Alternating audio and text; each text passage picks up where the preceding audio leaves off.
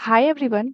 आज हम लोग डिस्कस करेंगे स्टॉक मार्केट क्या है, ये कैसे काम करता है और कौन कौन सी बातें हैं जिनको एक नॉर्मल इन्वेस्टर अपने दिमाग में रख के अपनी जो इन्वेस्टिंग की जर्नी है उसको बहुत ही इजी और हैप्पी बना सकता है।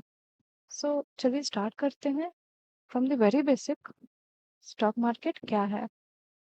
स्टॉक मार्केट, शेयर मार्केट या फिर इक्विटी मार्केट, ये तीनों एक ही टर्म है जहाँ पे एक नॉर्मल इंडिविजुअल या फिर इन्वेस्टर किसी भी पब्लिक कंपनी के हिस्सेदारी या फिर शेयर को खरीद या फिर बेच सकता है in exchange of money. Right. अब अगर हम इसको एक एग्जांपल के थ्रू समझे तो आप सोचिए कि आपके घर के बाहर ही एक जूस की दुकान है और वो जूस की दुकान बहुत ही अच्छे से ग्रो हो रही है और आपको भी ये पता है कि वो जो दुकान है उसमें बहुत ज़्यादा पोटेंशियल है इन फ्यूचर ग्रो होने की। ठीक है। अब फॉर्चुनेटली क्या होता है कि नेक्स्ट डे ही वो जो जूस दुकान का जो ओनर है आपके पास आता है और कहता है कि उसको कुछ पैसे की ज़रूरत है टू एक्सपैंड द बिजनेस। सो आपके पास कुछ पैसे हैं, सो आप उसको वो पैसे दे देते हैं in exchange of the share what he is having. जो जूस दुकान का जो ओनर है उसके पास अभी 100% शेयर है, पूरा कंपनी का मालिक वही है, लेकिन उसको पैसे चाहिए तो आप वो आपसे पैसे ले रहा है इन रिटर्न कि वो अपने जो उस दुकान का जो शेयर है, जितनी उसकी हिस्सेदारी है, उसमें से कुछ हिस्सेदारी आपको भी देगा वो। सो इस बेसिस पे आपसे वो पैसे ले रहा है। ठीक है। अब क्या होता है अगले 3-4 साल में वो सच में बहुत अच्छे से ग्रो करके वो एक पूरी कंपनी बन जाती है और हर सिटीज़ में बहुत ज़्यादा आउटलेट हो जाते हैं। तो फिर आपको क्या मिलेगा? आपने जितना शेयर उसका ले रखा है, जिस प्रोपोर्शनेट से वो कंपनी ग्रो हुई है, आपका भी वो शेयर उतने ही प्रोपोर्शनेट से ग्रो हुआ है। मतलब जितना उसको फ़ायदा हुआ है, आपके पास जितना शेयर पड़ा हुआ है, उसको भी उतना ही फ़ायदा हुआ है। ठीक है? सो ये तो हो गया एक बहुत ही बेसिक सा एग्ज़ाम्पल। अब अगर हम इसको बड़े लेवल पे देखें, सो डिफरेंट डिफरेंट कंपनीज़ के स्टॉक रजिस्टर्ड हैं, कहाँ पे? बीएसई और एनएसई में। एनएससी और बीएसई अगर बहुत कॉम्पैक्ट में अगर बोले तो वही है स्टॉक मार्केट जहाँ पे एक नॉर्मल इन्वेस्टर आके अपने पैसे को लगा सकता है किसी भी पब्लिक सेक्टर, मतलब ये जो बड़ी बड़ी कंपनियां हैं जैसे रिलायंस हो गई, टाटा की डिफरेंट कंपनीज हो गई, उसमें अपने पैसे लगा सकते हैं और ये कंपनीज जैसे जैसे ग्रो करेगी इन फ्यूचर आपका पैसा भी उसी ही प्रोपोर्शनेट में ग्रो करेगा। ठीक है। ये हो गई बात स्टॉक मार्केट की। अब हम लोग आगे देखेंगे स्टॉक मार्केट के कितने टाइप्स हैं। सो बेसिकली स्टॉक मार्केट के दो टाइप्स हैं। पहला है प्राइमरी मार्केट, दूसरा सेकेंडरी मार्केट। अब प्राइमरी मार्केट क्या है?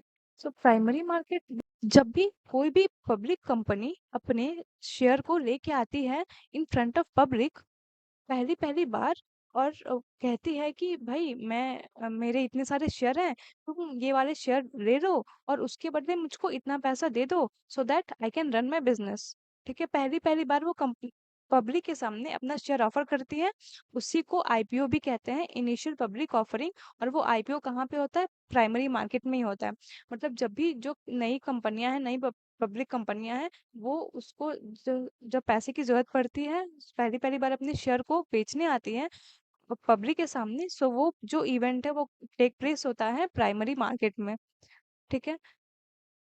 अब ये जो चीज है इसको हम लोग अपने वाले एग्जांपल में समझे।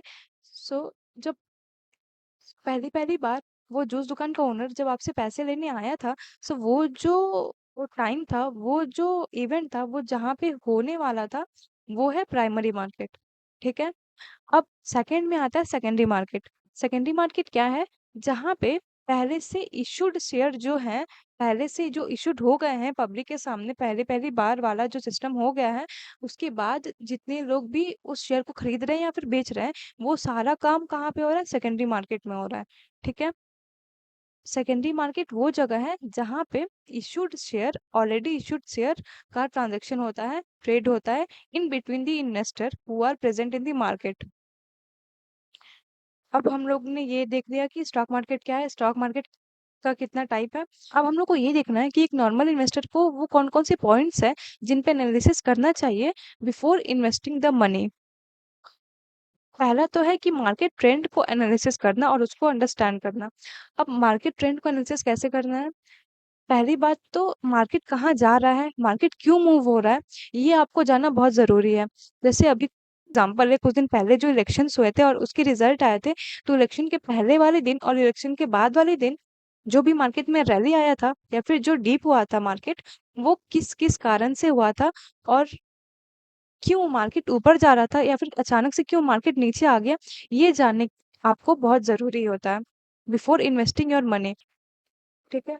ये तो हुआ पहला पॉइंट। दूसरा पॉइंट क्या है कि आपको अपना रिस्क मैनेजमेंट बहुत अच्छी तरीके से आना चाहिए। आपका रिस्क लेने की कैपेसिटी कितनी है, यू शुड नो। ठीक है? जैसे कि नॉर्मल मिडिल क्लास कोई भी सैलरीड एम्प्लॉय है, सो उसका जितना रिस्क लेने की कैपेसिटी है, कंपेयर करें कोई बड़े बिज़नेसमैन से, सो उसकी बहुत ज़्यादा है। सो हम ये दोनों का रिस्क मैनेजमेंट सेम है, ऐसा कभी नहीं कह सकते। अगर आप चाहते हैं कि रिस्क मैनेजमेंट पे एक वीडियो बनाएँ, तो you can write in the comment. We will come back in the next video regarding the risk management वाला टॉपिक। ने ये सब बातें हम लोग आने वाले वीडियो में करते रहेंगे। अ, अगर आपको ये वीडियो पसंद आई है so please like the video, comment करिए, शेयर करिए उन दोस्तों के साथ जिनको स्टॉक मार्केट में इंटरेस्ट है। सो आज के लिए बस इतना ही। हम लोग नेक्स्ट वीडियो में ऐसे दो स्टॉक के ऊपर डिस्कस करेंगे जो इन फ्यूचर ग्रो करने की बहुत ज़्यादा पोटेंशियल लगती है, और दोनों जो स्टॉक है वो उनका फंडामेंटल एनालिसिस करेंगे हम लोग। मिलेंगे हम लोग नेक्स्ट वीडियो में, तब तक के लिए bye bye, take care, happy investing.